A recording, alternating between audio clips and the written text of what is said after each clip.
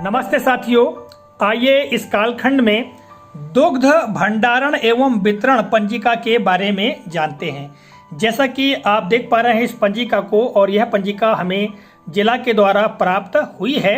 विद्यालय में विद्यार्थियों को जो दुग्ध पाउडर प्राप्त होता है उसे घोलकर दूध पिलाया जाता है। तो जो दूध के पैकेट प्राप्त होते हैं, अर्थात जो सूखा दूध जिसे हम कह सकते हैं दूध पाउडर के जो पैकेट हैं जो हमें प्राप्त होते हैं, उनका भंडारण हम विद्यालय में करते हैं। तो उनसे संबंधित जानकारी किस तरह से संधारित की जा सकती है उसके बारे में यह प्रिंटेड रजिस्टर हमको प्राप्त हुआ है, और इसी के खंडों के बारे में जानते हैं।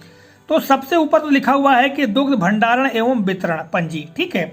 इसके पश्चात यहाँ देखिएगा शाला का नाम अर्थात विद्यालय का नाम, और फिर संलग्न समूह का नाम अर्थात मध्याह्न भोजन कौन सा समूह तैयार करता है उसका नाम यहाँ आ जाएगा। इसके पश्चात इधर आप देखेंगे तो माह में शाला खुलने के दिवस अर्थात माह में कितने दिन शाला लगी उनकी संख्या आ जाएगी। फिर दुग्ध वितरण दिवस, कितने दिन दुग्ध का वितरण किया गया उसकी संख्या आ जाएगी दिनों की, और दुग्ध बंद रहने के दिवस और कितने दिन जो दुग्ध है वो नहीं दिया गया उसकी संख्या यहाँ पर आ जाएगी। इसके पश्चात यहाँ पर देखिएगा जो खंड बने हुए हैं, पहला है क्रमांक का खंड। क्रमांक के बाद आप देखेंगे दिन और दिनांक। तो यहाँ पर दिन तो पहले से ही लिखा हुआ है, जिस भी दिनांक को विद्यार्थी को अर्थात जिस किसी माह में सोमवार को जो दिनांक पड़ेगी उस दिनांक को यहाँ अंकित करेंगे। फिर यहाँ पर देखिएगा अगला खंड पंजीकृत विद्यार्थी, यानी विद्यालय में कितने विद्यार्थी दर्ज हैं उनकी संख्या आ जाएगी, कुल मिला के दर्ज संख्या। इसके पश्चात उपस्थिति, जिस तिथि को हम बच्चों को दुग्ध वितरण कर रहे हैं, ठीक है, उस दिवस को बच्चों की उपस्थिति कुल कितनी है, ठीक है। और दुग्ध से लाभान्वित, अब जितने बच्चे उपस्थित हैं उनमें से कितने बच्चों ने दूध पिया है अर्थात दुग्ध से लाभान्वित हुए उनकी संख्या आ जाएगी।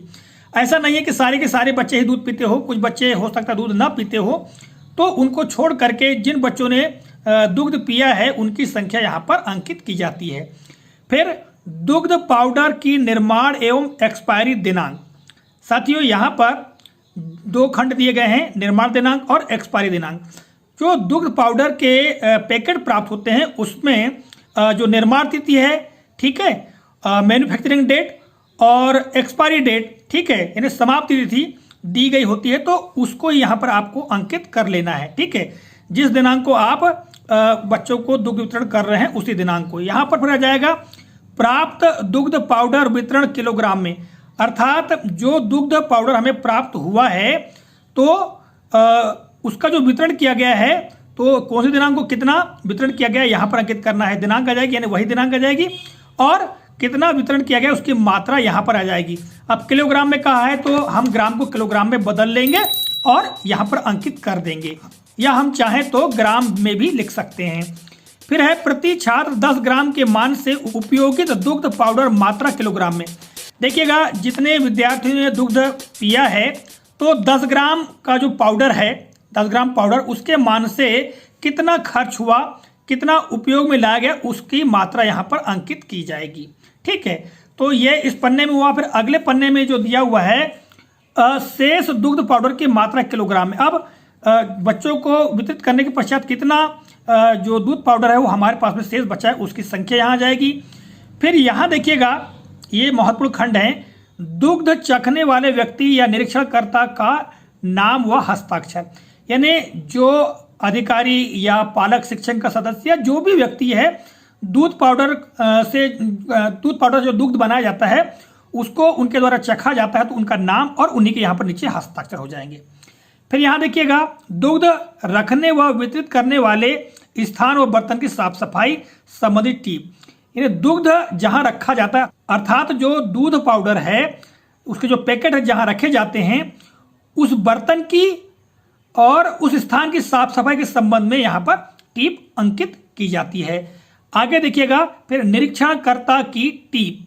साथियों जिनके द्वारा भी निरीक्षण किया जाएगा जब दूध वितरण किया जाता है, जैसे यहाँ हमने वितरण कर दिया और जिस भी व्यक्ति ने निरीक्षण किया है तो उन निरीक्षणकर्ता की टीप यहाँ पर अंकित की जाएगी कि दुग्ध कितनी मात्रा में या किस प्रकार से वितरित किया गया, उसकी गुणवत्ता क्या है, इससे संबंधित टीप यहाँ पर अंकित की जाएगी, ठीक है।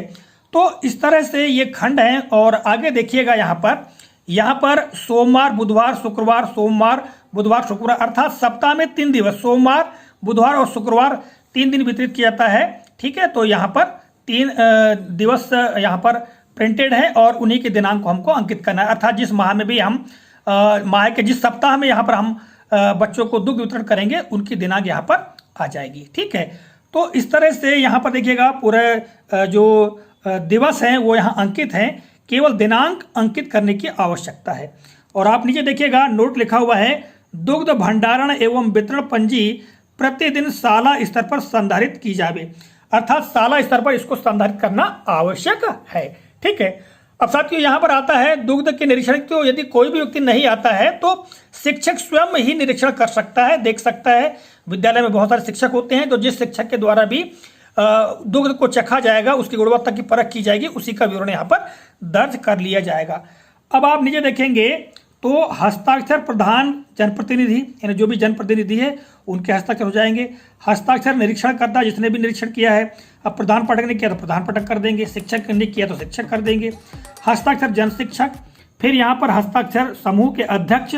ठीक है, और यहाँ पर हस्ताक्षर निरीक्षण कर्ता की पदमुद्रा। तो साथियों इस तरह से ये दुग्ध भंडारण एवं वितरण पंजिका है और इसमें हम दुग्ध से संबंधित जानकारी को अंकित करके रख सकते हैं। इस प्रकार से जो जानकारी है उसको संधारित करते हैं।